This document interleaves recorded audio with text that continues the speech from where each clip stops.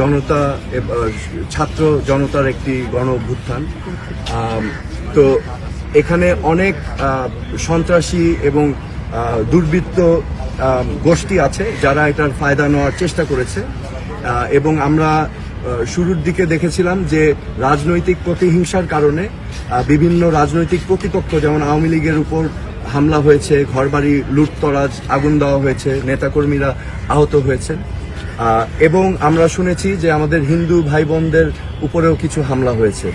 তো বর্তমান পরিস্থিতি যেটা, আমার ব্যক্তিগত অভিমত, যেহেতু এখানে আমাদের রাজনৈতিক যেই প্রেক্ষাপট আছে, এখানে আওয়ামী লীগের সমর্থক গোষ্ঠীর ভিতর কিন্তু হিন্দু সম্প্রদায় আছে, খ্রিস্টান সম্প্রদায় আছে, তো আমাদের সবার উপরেই কিন্তু হামলাটা এসেছে। হ্যাঁ, তো আমার কাছে মনে হচ্ছে না, আমার ব্যক্তিগত অভিমত, যে এটা কমিউনাল অ্যাটাক।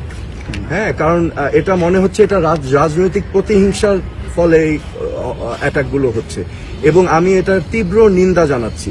এটা কারো উপরেই এই আক্রমণ হওয়ার কথা না একটি গণতান্ত্রিক দেশে, ঠিক আছে? তার মানে আমরা গণতান্ত্রিক দেশের থেকে অনেক দূরে আছি এখনো।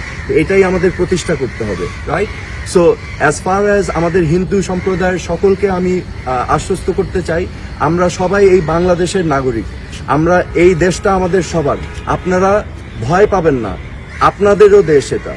আমরা কোনো সময় চাইবো না যে বাইরের কোনো দেশ এসে আমাদের ইন্টারনাল অ্যাফেয়ার্স গুলোর ভিতরে হস্তক্ষেপ করুক, এটা যেই হোক সেই দেশ। সো আমার আহ্বান থাকবে যে আমরা সবাই মিলেমিশে, অলরেডি আমরা দেখেছি অনেক ক্ষেত্রে ছাত্র ছাত্রী বিভিন্ন জনগোষ্ঠীর মানুষেরা কিন্তু মন্দির গার্ড দিয়েছেন এবং আমাদের হিন্দু ভাই বোনদের পাশে দাঁড়িয়েছেন। তো এটাকেও আমাদের অ্যাকনলেজ করতে হবে। হ্যাঁ, এগুলো সবকিছু তদন্ত হওয়া প্রয়োজন, কারা করেছেন তাদেরকে চিহ্নিত করে আইনের আওতায় এনে বিচার করতে হবে, এবং এটাও আজকে আমাদের সবার দাবি।